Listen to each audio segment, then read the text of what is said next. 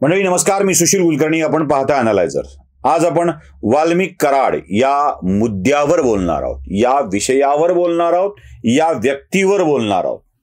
होय, मी मुद्दा, विषय आणि व्यक्ती हे तीन शब्द स्वतंत्ररित्या वापरलेले आहेत. खरं तर वाल्मिक कराड ही एक प्रवृत्ती आहे, त्या प्रवृत्तीवरही बोलावं लागणार आहे. वाल्मिक कराड कोण आहे, कोणत्या गावचा आहे, त्यांचं घर कुठे, सासूरवाडी कोणती, काय, या विषयावर मी फार माहिती देणार नाहीये. कारण ते कोणी भारताचे असे परमोच्च नागरिक आहेत ज्यांच्याविषयी, त्यांच्या दिव्यत्वाविषयी माहिती द्यावी असं काही नाहीये. मुळात वाल्मिक कराड परळी तालुक्यातले असं एक व्यक्तिमत्व, ज्या व्यक्तीला गोपीनाथ मुंडेंनी आपल्या घरी घरकामासाठी ठेवलेलं होतं. म्हणजे चहा पाणी देणे, साफसफाई करणे, वस्तू आणून देणे, या कामासाठी गोपीनाथ मुंडे जेव्हा आपल्या किरायाच्या घरामध्ये परळीत राहत होते तेव्हा आपल्या घरकामासाठी ठेवलेला एक मुलगा, अशी वाल्मिक कराडांची पहिली ओळख. त्यानंतर वाल्मिक कराडांना एक रहस्य कळलं होतं. रहस्य काय कळलं होतं? स्वतःची प्रगती साधायची असेल तर नोकरी कोणाची करायची आणि निष्ठा कोणाच्या पायी व्हायच्या. बरोबर वाल्मिक कराडांनी गोपीनाथ मुंडेंच्या घरी काम करता करता गोपीनाथ मुंडेंचे ज्येष्ठ बंधू पंडितांना मुंडे आणि त्यांचे चिरंजीव धनंजय मुंडे यांच्याशी सलगी वाढवायला सुरुवात केली. साहेबांच्या घरी काम करणारा माणूस आपल्याशी मैत्री सलगी वाढवतो आहे हे का, हे न कळण्या इतके बाकीचे लोक पण दूधखुळे नसतात. धनंजय मुंडेंनी वाल्मिक कराडला मित्र म्हणून जवळ केलं.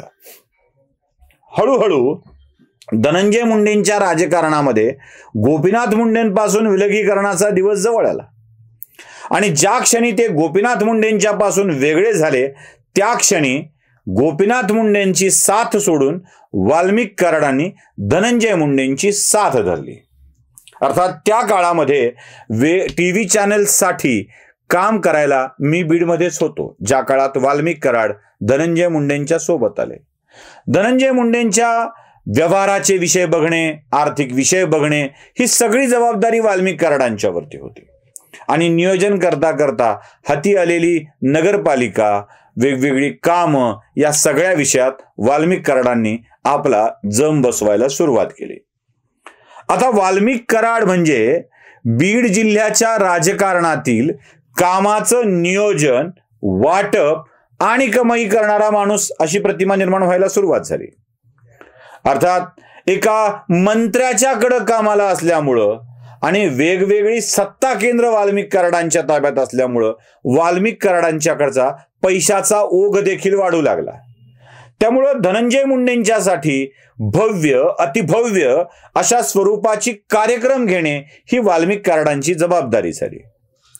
अर्थात त्यावेळी पत्रकार म्हणून जाहिरातीचे पैसे आम्हा पत्रकारांना मिळत असल्यामुळे, मी पण त्यातला एक आहे, हे अगदी स्पष्टपणे, निसंकोचपणे मी तुम्हाला सांगतो, जाहिरातीच्या अगेन्स्ट पैसे मिळू लागल्यामुळं पत्रकारांच्यासाठीही वाल्मिक कराड ही व्यक्ती वाल्मिक अण्णा झाली.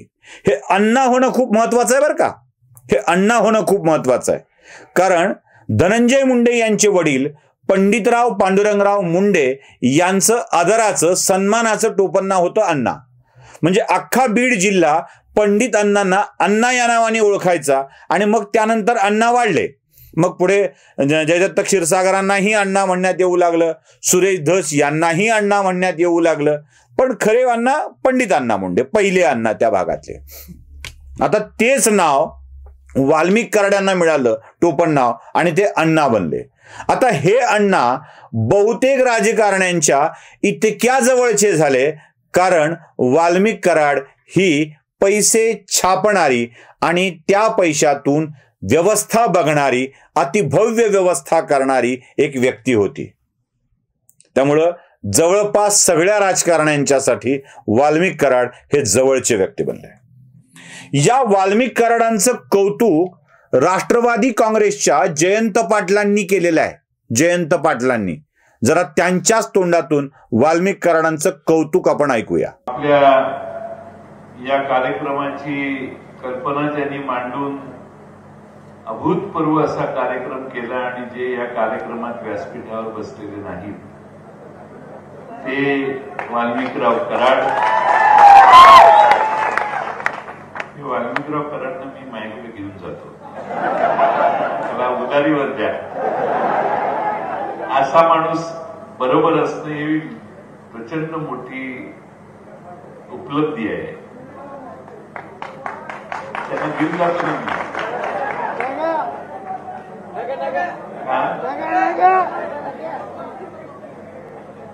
ना मी पक्षाचा अध्यक्ष आहे, मी म्हणेन तेच होतं. ऐकलं? हे इतके प्रभावित झाले होते जयंत पाटील की त्यांना वाटू लागलं की हे पार्सल आपल्याकडे सोबत घेऊन जावं, इतका हा चांगला माणूस आहे. मी जयंत पाटलांचं एकच वाक्य बॅकड्रॉपला ठेवतोय आणि राष्ट्रवादी काँग्रेसच्याच शरद पवार गटाच्या काही माणसांचे फोटो दाखवतोय. जरा बघून घ्या. रोहित पवार वाल्मिक अण्णांच्या सोबत आहेत, जयंत पाटील सोबत आहेत, शरद पवार सोबत आहेत. बघा, असा माणूस बरोबर असणं ही प्रचंड मोठी उपलब्धी आहे. वाल्मिकराव कराडनं मी माझ्याकडे घेऊन जातो, मला उधारीवर द्या.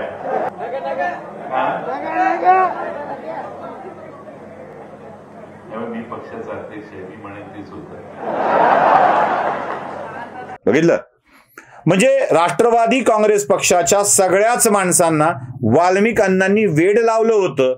त्यांच्या जवळ ते गेले होते आणि त्यांच्याशी त्यांचे उत्तमोत्तम संबंध झाले होते. आज गुंड वाटणारा वाल्मिक कराड त्यावेळी यांच्या डोळ्याचा तारा होता, दुलारा होता, प्यारा होता, हे विसरू नये. फक्त राष्ट्रवादी काँग्रेस पक्ष शरद पवार गटच का? अजिबात नाही.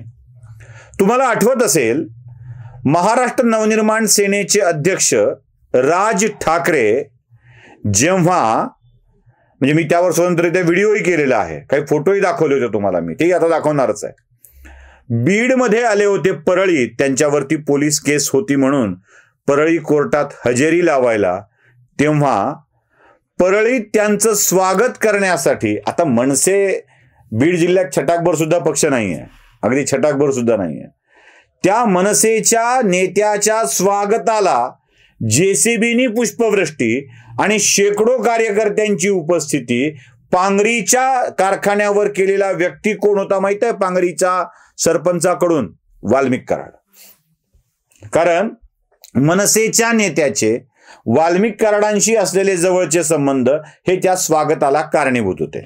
म्हणजे राष्ट्रवादी काँग्रेस पक्ष शरद पवार गटाच्या सोबत, अजित पवार गटाचे संबंध तर आता आहेतच धनंजय मुंडेंसोबतचे, आणि सोबतच संबंध आहेत ते मनसेला सुद्धा हे वाल्मिक कराड उपयोगी ठरलेले आहेत. असं आहे का की फक्त मनसे, राष्ट्रवादी काँग्रेस पक्ष शरद पवार गट, राष्ट्रवादी काँग्रेस पक्ष अजित पवार गट यांच्या जवळचा आहे? नाही, भाजपच्याही सगळ्यांनी त्यांच्या जवळचे हे वाल्मिक अण्णा कराड राहिलेले आहेत, सगळ्यांनी त्यांच्यावर राहिले आहेत. अगदी मुख्यमंत्री देवेंद्र फडणवीसांच्या सोबत वाल्मिक कराडांचा फोटो दिसेल, पंकजा मुंडेंच्या सोबत वाल्मिक कराडांचा फोटो दिसेल, सगळ्यांच्या सोबत तुम्हाला वाल्मिक कराड दिसतील. वाल्मिक कराड ही व्यक्ती, ही प्रवृत्ती, हे नाव राजकारण्यांसाठी दुभती गाय होतं, हे लक्षात ठेवा. म्हणजे त्याच्या अंगी इतक्या नाना कळा आहेत की या नाना कळा असलेल्या माणसाला जे जे आणना असं म्हणता येईल ते ते आणणारा माणूस म्हणून आणा. क्लिअर? मग वाल्मिक कराडांच्या एक दोन विषयाकडं साफ दुर्लक्ष केलं तर चालतं, साफ दुर्लक्ष केलं तरी चालतं. म्हणून धनंजय मुंडेंच्या पदरी असलेल्या वाल्मिक कराडांच्या काही गोष्टीकडे दुर्लक्ष करणं सुरू झालं. अर्थात परळीमध्ये काय एजन्सी घ्यायच्यात, बीड जिल्ह्यात कुणाला एजन्सी द्यायच्यात, हे सगळं वाल्मिक कराड ठरवू लागले, सगळं वाल्मिक कराड ठरवू लागले.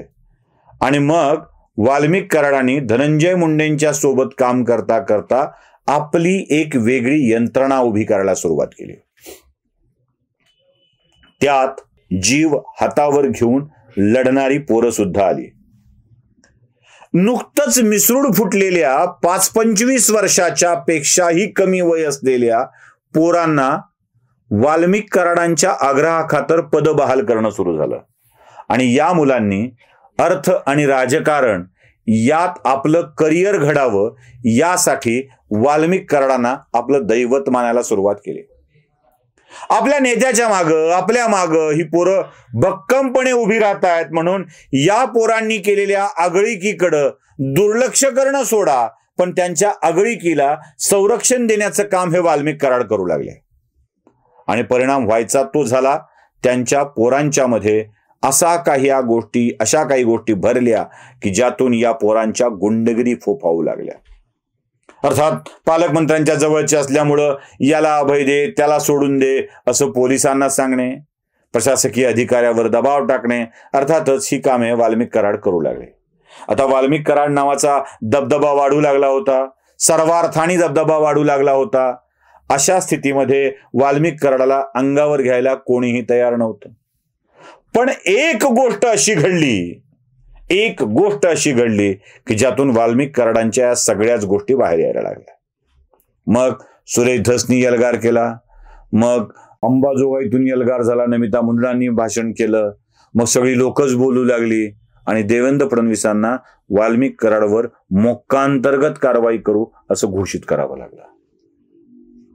मला दोघांनाही सांगायचं आहे, दोघांनाही, वाल्मिक कराड नावाच्या प्रवृत्तीलाही सांगायचं आहे आणि राजकारण्यांनाही सांगायचं आहे, आज तुमच्या लाभाचा माणूस म्हणून वाटेल ती सूट देऊन, म्हणजे धनंजय मुंडेंनी वाल्मिक कराडला बाजूला करावं, फेकून द्यावं असलं काही मी म्हणणार नाही, त्यांचा प्रश्न आहे, मी कशाला चालला देऊ. मी एवढंच सांगतो की वाल्मिक कराडांची उपयोगिता काय आहे हे बघून एक मर्यादित ऍक्सेस देणं हे राजकारण्यांना जमलं पाहिजे.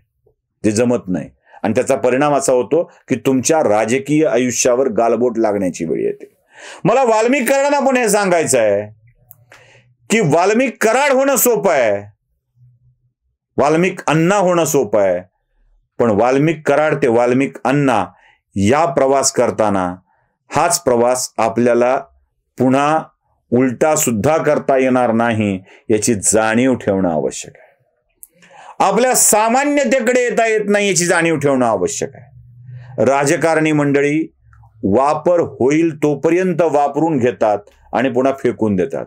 जयंत पाटील फेकून दिलं, सुप्रिया सुळे फेकून दिलं, रोहित पवार फेकून दिलं, शरद पवार फेकून दिलं. शरद पवारांनी तर मसाजोग मध्ये जाऊन भेट घेऊन धनंजय मुंडेंच्या अटकेची मागणी केली, इंद्राय तक्षकाय स्वाहाचा मंत्र जपला, केली ना. म्हणजे वाल्मिक कराड जर ऐकत असतील हे सगळं तर त्यांनी हे लक्षात ठेवावं की एखाद्या राजकारण्यांच्या मागं काम करता करता हे कधीही हात काढून घेऊ शकतात याची जाणीव ठेवणं आवश्यक आहे. बीडच्या राजकारणाला सामोपचाराकडून गुंडगिरीकडे नेण्यात परळीचा वाटा मोठा आहे. म्हणजे आतापर्यंत जी काही गुंडागर्दी झाली आहे ती जास्तीत जास्त परळीत झाली आहे. परळीचा वाटा मोठा आहे. त्यानंतर मग बाकीचे मतदारसंघ येतात. खास करून सुरेश धसांचा आष्टी सुद्धा या गुंडागर्दीमध्ये आघाडीवर आहे, हे विसरून चालणार नाही. पण उचलून फेकून देणाऱ्या राजकारण्यांच्या सोबत कसं वागायचं हे नव्याने होऊ घातलेल्या वाल्मिक कराडाने ठरवलं पाहिजे. आणि असे वाल्मिक कराड पदरी बाळगणाऱ्यांनी सुद्धा आपण अशा लोकांच्या हातून आपलं शिरकाण करू द्यायचं का हेही ठरवलं पाहिजे. नमस्कार.